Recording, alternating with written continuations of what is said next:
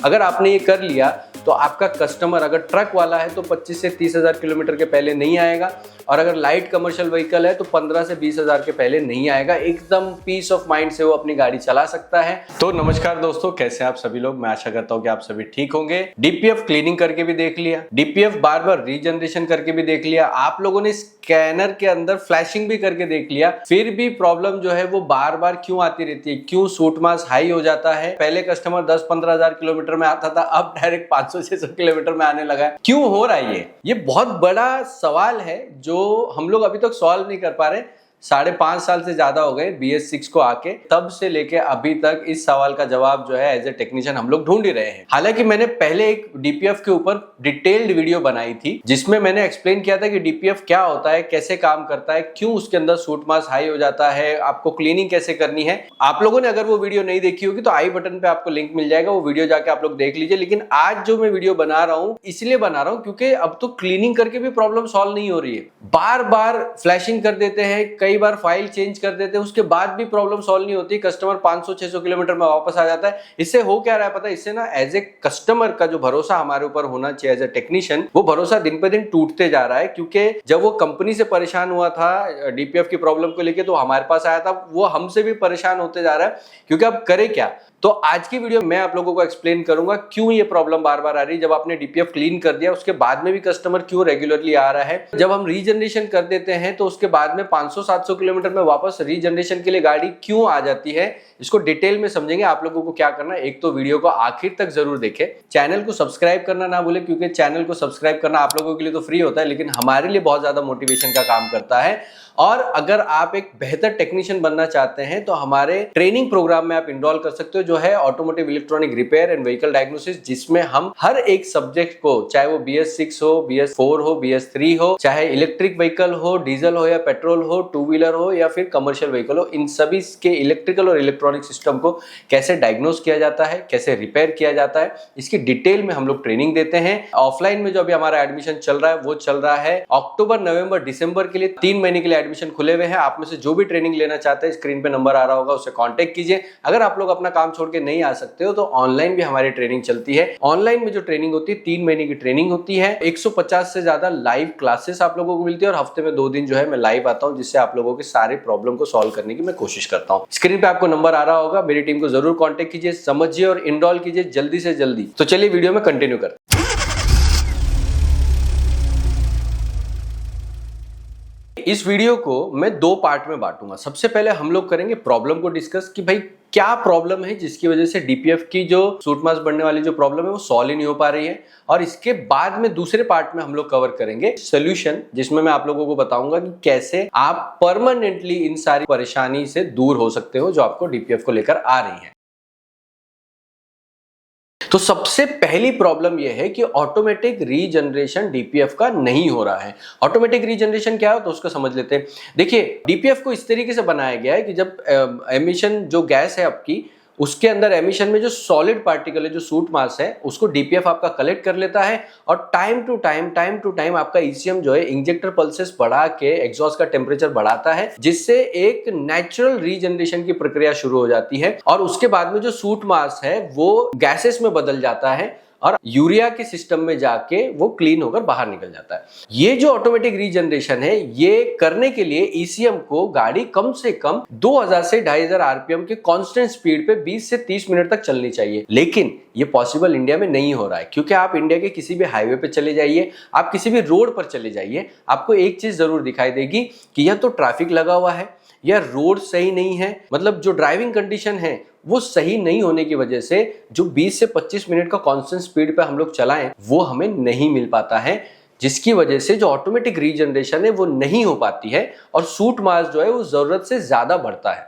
तो दूसरी प्रॉब्लम ये है कि हम बार बार फोर्स्ड रीजनरेशन कर रहे हैं। अब फोर्स्ड रीजनरेशन हम लोग क्यों कर रहे हैं? क्योंकि जब ऑटोमेटिक रीजनरेशन की कंडीशंस तो इंडिया में है ही नहीं, जिसकी वजह से सूट मास हाई होता है और ईसीएम क्या करता है कि आपको फोर्स्ड रीजनरेशन के लिए एक MIL दे देता है, जो डीपीएफ की हमारी MIL आती है। डीपीएफ की MIL आते ही गाड़ी की कंडीशन क्या होता है, गाड़ी के अंदर सबसे पहले आपका पूरा SCR का सिस्टम, यूरिया स्प्रे वगैरह सब बंद हो जाता है और आपका जो आरपीएम है उसको एडजस्ट कर दिया जाता है लिम्प मोड पे, यानी 1200 से 1500 आरपीएम पे ही वो लॉक हो जाता है, उसके ऊपर आपकी गाड़ी भाग नहीं पाती है, क्योंकि अगर उससे ऊपर जाएगी तो और ज्यादा सूट मास प्रोड्यूस करेगी और डीपीएफ जल्दी भर जाएगा। अब ऐसे में होता क्या है कि हमें करना पड़ता है फोर्स्ड रीजनरेशन। जब आप फोर्स्ड रीजनरेशन करते हो तो एक बड़ी प्रॉब्लम है, देखिए 37 ग्राम तक आपकी 4 व्हीलर्स में, लाइट कमर्शियल व्हीकल में, और 100 ग्राम तक या 65 ग्राम तक आपके कमर्शियल व्हीकल जो होते हैं 24 वोल्टेज वाले, उनके अंदर फोर्स रीजनरेशन पॉसिबल होता है। लेकिन फोर्स रीजनरेशन जब हम लोग करते हैं, स्कैनर से हमें कमांड देना होता है। फोर्स्ड का मतलब क्या है,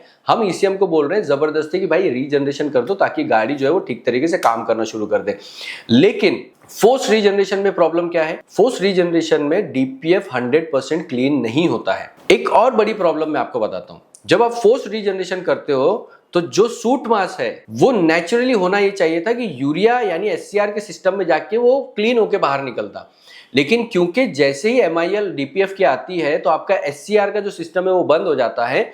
तो जब आप फोर्स रीजनरेशन करते हो तो ये पूरा का पूरा सूट मास जो है वो एटमॉस्फेयर में जाता है, यानी आपका पल्सेस के जरिए जब वो बाहर फेंकता है तो वो बाहर ही जा रहा है। डीपीएफ का पर्पस जो था एमिशन को कंट्रोल करने का, वो भी फोर्स रीजनरेशन में फेल हो जाता है। आपका जो डीपीएफ है वो 100% नील नहीं होता है, वो सिर्फ 80 to 90% क्लीन होता है, जिससे कि ईसीएम को आगे गाड़ी को बढ़ाने के लिए टाइम मिलता है। तो वो सोचता है कि चलो भाई ठीक है, अब एमआईएल को हटा देते हैं, लिप मोड पे से हटा देते हैं और गाड़ी को रन करने देते हैं। क्योंकि वो 10% का डिपॉजिट उसके अंदर है या 5% का डिपॉजिट उसके अंदर है, वो फिर जो पहले का जो रेंज थी उससे भी और कम रेंज में आ जाता है। तो अगर पहले 5000 किलोमीटर पे आपका सूट मास हाई हुआ था, अब वो डायरेक्ट 2500 पे या 3000 पे होना शुरू हो जाता है, और ये रेगुलरली कम होते जाता है। इसका रीजन है क्योंकि हम लोग बार बार फोर्स रीजनरेशन कर रहे हैं।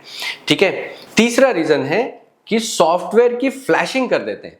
देखिए मैं सीक्वेंस वाइज जा रहा हूं। सबसे पहले क्या था, आपका ऑटोमेटिक रीजनरेशन पॉसिबल नहीं है। दूसरी प्रॉब्लम क्या है कि हम फोर्स्ड रीजनरेशन ही करने की कोशिश कर रहे हैं बार बार। अब जब फोर्स्ड रीजनरेशन फेल हो जाता है, हर तरीके का हैक फेल हो जाता है, तो उस टाइम पे लोग क्या करते हैं, अभी टाटा महिंद्रा में खास करके वो लोग फ्लैशिंग का इस्तेमाल करते हैं।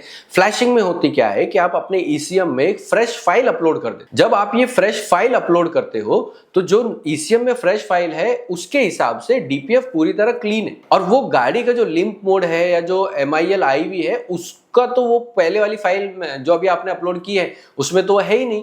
तो इस तरीके से होता क्या है कि गाड़ी तो आपकी चलने लगती है, सिस्टम तो काम करने लगता है, लेकिन डीपीएफ के अंदर सूट मास जो है वो भरा रहता है ऐसा का ऐसा ही, क्योंकि उसने रीजनरेशन पहले वाली पे आपका ले नहीं रहा था। ठीक है, तो ऐसे में ये भी एक बहुत बड़ा कारण है कि आप जब हर बार फ्लैशिंग करते हो या प्रोग्रामिंग करते हो तो ये प्रॉब्लम आपको सामने फेस होती है। ठीक है, अब चौथा एक कारण है, और वो है कि हम या तो रीजनरेशन कर रहे हैं फोर्स रीजनरेशन, या हम फ्लैशिंग कर रहे हैं, या ज्यादा से ज्यादा जो है एज ए टेक्नीशियन हम लोग उसको क्लीनिंग कर देते हैं और क्लीनिंग करके कस्टमर को दे देते हैं। क्योंकि क्लीनिंग वाला जो प्रोसेस है वो भी मैंने ही बताया था यूट्यूब के ऊपर, उसका एक मेथड मैंने बताया था किस तरह से आपने उसको क्लीन करना है। ऑब्वियसली जब आप डीपीएफ क्लीन करते हो तो कस्टमर को रेंज ज्यादा ही मिलती है, मतलब 10, 12, 15,000 किलोमीटर मिलती है, लेकिन उसके बाद भी जिन कस्टमर को क्लीनिंग करके दी गई है उनमें भी एक कंप्लेंट देखने के लिए मिली है कि भाई उसमें भी सूट मास जो है जल्दी हाई हो रहा है 5000 पे, 6000 किलोमीटर पे। आप में से जो भी एक परफेक्ट टेक्नीशियन बनना चाहता है, ऑफलाइन में हमारी ट्रेनिंग लेना चाहता है, तो स्कैनकास्ट टेक्निकल इंस्टीट्यूट में एडमिशन चल रहे हैं अक्टूबर, नवंबर और दिसंबर के लिए। इन तीनों बैच के लिए बहुत ही बढ़िया डिस्काउंट भी चल रहा है। आप में से जो भी एडमिशन लेते हैं उनको फ्लैट 5000 रुपीज का डिस्काउंट मिलेगा, क्योंकि ये ना बहुत ही बढ़िया समय है। इंडिया में इस साल ऑलमोस्ट हर जगह पर जो है फ्लड जैसे माहौल हुए हैं, जिसमें गाड़ियों के अंदर अगले एक साल में बहुत ज्यादा इलेक्ट्रिकल और इलेक्ट्रॉनिक रिलेटेड प्रॉब्लम आएगी। अगर आप एक परफेक्ट इलेक्ट्रिशियन और डायग्नोस्टिक टेक्नीशियन बन जाओगे तो ऐसे में आपके लिए बहुत ही बढ़िया कमाई का जरिया बन जाएगा। तो देर मत कीजिए, अभी स्क्रीन पे दिए गए नंबर पर कॉल करके अपनी सीट को बुक कीजिए। क्यों ऐसा रहा? ऑब्वियसली वो आपके फोर्स रीजनरेशन से तो ज्यादा ही है, लेकिन क्लीनिंग के मामले में वो बहुत कम है। उसका एक रीजन है क्योंकि इंजन की कंडीशन सही नहीं होती है। इंजन की जो सिस्टम है वो पूरी तरीके से अपने फुल पोटेंशियल पे काम नहीं कर रहे होते। आपका सूट मास हाई होता है क्योंकि इंटरनल कंबशन चेंबर में एयर और फ्यूल जो है अगर वो सही नहीं जाएगा, अगर उसमें कंटैमिनेशन होगा, कचरा होगा, तो जो ब्लास्ट होगा वो नेचुरली बहुत ज्यादा सूट मास प्रोड्यूस करेगा। इसका एक छोटा सा एग्जांपल देता हूं। आपका अगर एयर फिल्टर भरा हुआ है, यानी अगर एयर फिल्टर आपका डस्ट बहुत ज्यादा है, वो थोड़ी थोड़ी डस्ट जो है वो हवा के जरिए इंटेक मैनिफोल्ड से आपके कंबशन चेंबर में जाएगी। जब आपका फ्यूल और एयर जलेगा उसमें नेचुरली सूट मास जो है वो हाई पैदा हो। अब आपने भले ही कितना भी क्लीन कर दिया हो, लेकिन अगर इंजन की कंडीशन सही नहीं है, आप लोग नोट डाउन कर लीजिए, पूरा इनटेक मैनिफोल्ड, फ्यूल लाइन और आपकी एग्जॉस्ट लाइन, अगर इनमें कुछ भी प्रॉब्लम होगी तो आपका डीपीएफ जो है वो बार बार सूट मास हाई होता रहेगा, क्योंकि डीपीएफ के अंदर सूट मास हाई ऑटोमेटिकली नहीं होता है। जब इंजन में सही कंबशन नहीं होता है तब नेचुरली सूट मास जो है वो हाई पैदा होता है। तो ये 4 मेजर कारण है जिसकी वजह से हर बार जो है ना डीपीएफ की प्रॉब्लम हमें रिअकर हो जाती है, यानी बार बार आती रहती है, बार बार आती रहती है। हम लोग चलते हैं हमारे दूसरे पार्ट पे, जहां पे मैं आपको सोल्यूशन बताऊंगा, चारों प्रॉब्लम का सोल्यूशन आप लोगों को बताता हूं। एक तो जो सबसे पहला सोल्यूशन है वो ये कि आप फोर्स रीजनरेशन जो है स्मॉल व्हीकल्स में अप टू 60 ग्राम तक कीजिए, और जो 24 वोल्टेज है उसके अंदर आप 100 ग्राम तक ही कीजिए। उसके ऊपर फोर्स रीजनरेशन करने की कोशिश मत कीजिए, क्योंकि प्रॉब्लम क्या होगी, एक तो रीजनरेट होगा नहीं, आप जबरदस्ती करोगे जिससे उसमें सूट मास और ज्यादा हाई होते जाएगा। 60 ग्राम जो है वो आप 12 वोल्टेज की गाड़ियों में, और 100 ग्राम जो है वो आप 24 वोल्टेज की गाड़ियों में। लेकिन ये भी आपको करने के लिए क्या करना पड़ेगा, 2 तरीका समझिए। सबसे पहले डेटा स्ट्रीम में जाइए, स्कैनर के अंदर डेटा स्ट्रीम में जाइए और जाके देखिए 60 ग्राम अगर आपको दिखा रहा है, 60 ग्राम से कम दिखा रहा है, तो उसमें आप क्या कीजिए, सबसे पहले डिफरेंशियल प्रेशर सेंसर का पाइप जो है वो आप डिस्कनेक्ट कर दीजिए और स्कैनर के अंदर जाइए, स्पेशल फंक्शन में डीपीएफ पार्ट रीसेट कर दीजिए। जब आप पार्ट रीसेट करेंगे तो ये एक हैक की तरह काम करेगा। ईसीएम को लगेगा आपने नया डीपीएफ डाल दिया है, और आप जब इंजन स्टार्ट करोगे तो डिफरेंशियल प्रेशर सेंसर में जो दोनों पाइप में प्रेशर मिलेगा वो एटमॉस्फेरिक प्रेशर मिलेगा, और ईसीएम को कंफर्म हो जाएगा कि हाँ भैया इन्होंने डीपीएफ नया डाल दिया। तो अब हम डीपीएफ की जो फर्स्ट रीजनरेशन की प्रक्रिया है उसको हम लोग कर सकते। तो 60 ग्राम तक और 100 ग्राम तक जो इस तरीके से आप रीजनरेशन कीजिए, आपकी प्रॉब्लम सॉल्व हो जाएगी। लेकिन अगर इसके बाद भी ये परमानेंट सोल्यूशन नहीं है, ये आपको समझ लीजिए 2, 4, 5 हजार किलोमीटर तक आपको हेल्प कर देगा कस्टमर की गाड़ी चलाने के लिए। लेकिन अगर ये भी रेगुलरली आने लगे गाड़ी, यानी 200, 500, 1000 किलोमीटर में अगर गाड़ी आने लगे, तो उसके नेक्स्ट जो आपका होता है वो होता है आपको क्लीनिंग करनी चाहिए। और क्लीनिंग किसकी करेंगे, डीपीएफ को बाहर निकाल के आप क्लीनिंग कीजिए। क्लीनिंग कैसे करनी है उसका पूरा डिटेल जो है आई बटन पे आप लोगों को मिल जाएगा, वहां पे जाइए और वहां पर देखिए कि मैंने प्रोसेस बताया है कि डीपीएफ को किस तरीके से क्लीन किया जाता है, उस तरीके से आप लोग उसको जरूर क्लीन कीजिए। ठीक है, क्लीन करने के बाद अब हमारी रीजनरेशन देखिए, क्लीन कब करना है, 60 ग्राम से ज्यादा अगर आपका सूट मास हो गया तो आपको क्लीनिंग करने की जरूरत है। 24 वोल्टेज में 100 ग्राम से ज्यादा का अगर आपका सूट मास हो गया है तो आपको क्लीनिंग करने की जरूरत है। अब यहाँ पर एक बस चीज आपको याद रखनी जरूरी है, वो ये कि जब आप क्लीनिंग कर रहे हो तो कुछ चीजों का आपको ध्यान रखना पड़ेगा। सबसे पहला जो हमारा पार्ट होता है वो ये, क्लीनिंग करने के बाद आप स्कैनर के अंदर जाइए, अगेन सेम प्रोसेस हम लोग रिपीट करेंगे। स्पेशल फंक्शन में आपको पार्ट रीसेट कर देना है। जैसे ही आप पार्ट रीसेट करेंगे उसके बाद आपने डिफरेंशियल प्रेशर सेंसर के पाइप निकाल देने हैं, और पाइप निकालने के बाद आपको इंजन स्टार्ट करके अपना रीजनरेशन की प्रक्रिया पूरी कर लेनी है। अब यहाँ पे एक बड़ी कंप्लेंट जो है मुझे रिसेंटली आ रही है, वो है खास करके ह्युंडई, टोयोटा की गाड़ियों में, जिनमें डीपीएफ की क्लीनिंग करने के बाद भी जब हम लोग रीजनरेट करते हैं, रीजनरेशन तो हो जाता है लेकिन फॉल्ट डिलीट नहीं होता है, एमआईएल नहीं जाती है। अब ये क्यों नहीं जाती है उसको भी थोड़ा सा हम लोग समझ लेते हैं। ये इसलिए नहीं जा रही है दोस्तों, क्योंकि आपका जो सिस्टम है उसको वैल्यू को लर्न करने के लिए समय चाहिए होता है। उसने रीजनरेट तो कर दिया लेकिन वो वैल्यू को पूरी तरीके से लर्न नहीं कर पाया है। अब ऐसे में जब वो लर्न नहीं कर पाया तो वो क्या करेगा, वो उसको थोड़ा सा एडजस्ट करने की कोशिश करेगा, और जिसमें समय जाता है। आप सिंपली क्या कर सकते हो कि एक तो कस्टमर को गाड़ी चला के देखिए, जो लिम्प मोड है यानी जो 1200-1500 आरपीएम पे ही आपकी गाड़ी ऊपर नहीं जा रही थी, वहां पे आप ट्रायल ले लीजिए, देखिए कि वो प्रॉब्लम सॉल्व हुई कि नहीं। अगर वो प्रॉब्लम सॉल्व हो गई ना, ऐसे में कस्टमर को दे दीजिए, क्योंकि क्या होता है कई बार आपके ईसीयू को जो है ना सिस्टम को लर्न करने के लिए टाइम चाहिए होता है। जब वो टाइम उसको मिल जाता है, वो टाइम कई बार 50 किलोमीटर का भी हो सकता है, कई बार 100 किलोमीटर का भी हो सकता है। आपका सूट मास जो है वो अगर रीसेट नहीं भी हुआ है, गाड़ी रन करेगा, ईसीएम अपने आप रीसेट कर देगा, कोई प्रॉब्लम नहीं है। बिकॉज जो मेजर प्रॉब्लम होती है डीपीएफ की एमआईएल आने के बाद में, जो लिम्प मोड पे चले जाता है, वो तो सॉल्व हो चुकी है हमारी। तो ऐसे में आप कस्टमर को दे सकते हो, कोई प्रॉब्लम नहीं आएगी।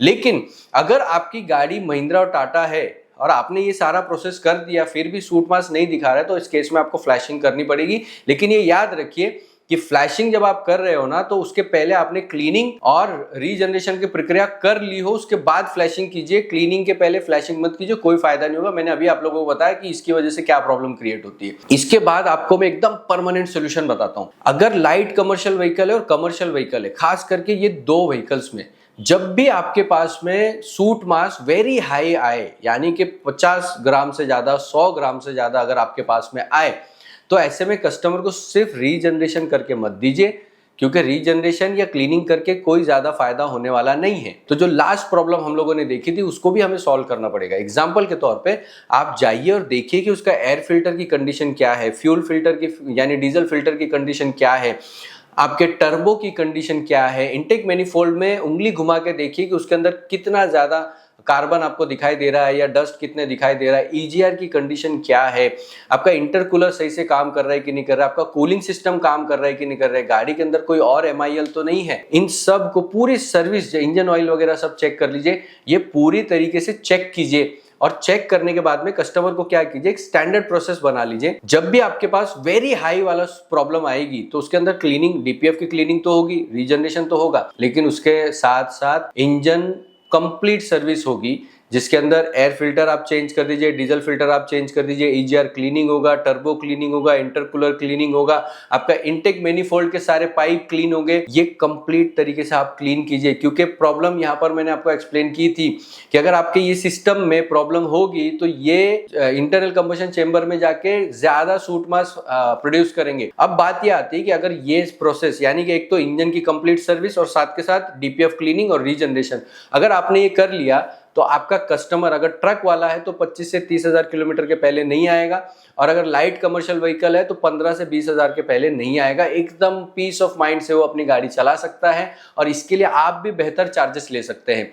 अब एक सवाल यहाँ पर ये आता है, इसके चार्जेस कितने लेने चाहिए? आप जिस गाड़ी के ऊपर काम कर रहे हैं उस हिसाब से आप लोग चार्जेस ले सकते हैं, ठीक है। लेकिन डीपीएफ क्लीनिंग करके रीजनरेशन करने का एक परफेक्ट जो काम होता है उसी के 5 से 6 हजार रुपए आपको मिल जाते हैं। सर्विस का जो चार्ज है आपको पता ही होगा किस तरीके से लेना है, वो सर्विस चार्ज जरूर लीजिए, क्योंकि जब आप ये सर्विस चार्ज लोगे ना तो कस्टमर को बहुत पीस ऑफ माइंड रहेगा। साल में 2-3 बार आपके पास आएगा और बहुत खुशी खुशी आपको पैसे देके जाएगा, क्योंकि उसको बार बार जो है ना वो 200, 500, 1000, 2000, 5000 किलोमीटर में रीजनरेशन या फिर डीपीएफ की प्रॉब्लम को लेकर आपके पास में नहीं आना पड़ रहा है।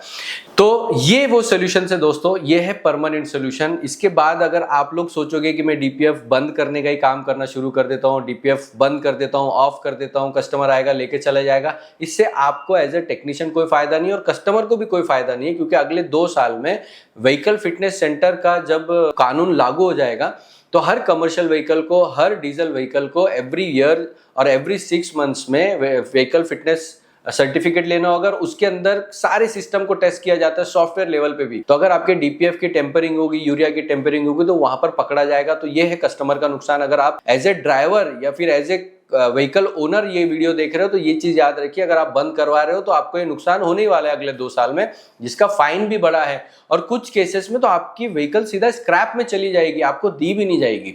ठीक है, इतना कड़ा कानून जो इसमें आने वाला है। अगर आप टेक्नीशियन है तो टेक्नीशियन आप क्या कर रहे हैं? आप अगर डीपीएफ ऑफ करने का काम कर रहे हैं, यूरिया ऑफ करने का काम कर रहे हैं, तो आप तो अपने बिजनेस को खुद खत्म कर रहे हैं। जबकि कस्टमर की गाड़ी अगर आप सही तरीके से सर्विस करके दो, सही तरीके से उसके डीपीएफ की क्लीनिंग और रीजनरेशन वगैरह करके दो, तो आपके पास रेगुलर आएगा जब भी। क्योंकि ये आपकी जिस तरह वो ऑयल वगैरह सर्विस कराने आता है उसी वक्त वो डीपीएफ का भी पूरा सर्विस करा के जा सकता है, उसको अलग से एक्स्ट्रा कुछ करने की जरूरत है ही नहीं। अब कस्टमर को भी डबल पैसा देना पड़ रहा है और आपकी कमाई का भी रास्ते बंद हो जा रहे हैं, तो बेवकूफी मत कीजिए। मैंने बहुत डिटेल में तरीके आप लोगों को बताए हैं, इन तरीकों के ऊपर आप काम जरूर कीजिए। अब बात आती है कि ट्रबल शूट डेटा, आपने जैसे डीटीसी आती है, हर डीटीसी पे क्या काम करना है, BS6 के बाकी के सिस्टम कैसे काम करता है, अगर आप इनके ऊपर डिटेल ट्रेनिंग लेना चाहते हो तो ऑनलाइन में भी आप हमारी ट्रेनिंग ज्वाइन कर सकते हो, automotive electronic repair and vehicle diagnosis, जिसमें हम बहुत ही डिटेल में हर एक सब्जेक्ट को कवर करते हैं। BS6 का मेरी टोटल 12 घंटे की क्लास है, जिसमें मैंने डिटेल में एक्सप्लेन किया है कि किस तरीके से आप किसी भी प्रॉब्लम को सॉल्व कर सकते हो। 3 महीने की ये ट्रेनिंग होती है, इसमें आप एक परफेक्ट इलेक्ट्रिशियन और एक डायग्नोस्टिक टेक्नीशियन आप बन जाते हैं। तो ऑनलाइन ट्रेनिंग ज्वाइन करने के लिए आप स्कैनकास्ट के ऐप को डाउनलोड कर सकते हैं, उसका लिंक आपको वीडियो के डिस्क्रिप्शन में मिल जाएगा। तो जो मैंने आप लोगों को तरीके, आज जो सोल्यूशन मैंने आप लोगों को बताए हैं, इसके हिसाब से आप इसको प्रैक्टिस में जरूर लाइए और प्रैक्टिस में लेके आके देखिए कि जो मैंने आपको तरीके बताए उससे क्या आपकी प्रॉब्लम सॉल्व हुई, और अगर आपकी प्रॉब्लम सॉल्व हुई तो कमेंट में जरूर डालिए। और आप में से जो भी ऑफलाइन में प्रैक्टिकल ट्रेनिंग लेना चाहता है, 1 महीने की हमारी ट्रेनिंग होती है, मुंबई में हमारा ट्रेनिंग सेंटर है स्कैनकास्ट टेक्निकल इंस्टीट्यूट, वहां पे आप लोगों को बहुत ही डिटेल में हैंड्स ऑन प्रैक्टिकल ट्रेनिंग मिलती है। जो भी ज्वाइन करना चाहता है, स्क्रीन पे नंबर आ रहा होगा, वहां पर जाके आप जरूर हमें ज्वाइन कर सकते हैं। वीडियो अगर आप लोगों को पसंद आई होगी तो ज्यादा से ज्यादा टेक्नीशियन भाइयों तक इसको शेयर कीजिए। चैनल को सब्सक्राइब करना बिल्कुल ना भूलिए, क्योंकि जब आप चैनल को सब्सक्राइब करते हो तो ये आपके लिए तो फ्री होता है, लेकिन हमारे लिए बहुत ज्यादा मोटिवेशन का काम करता है। Thank you so much. जय हिंद।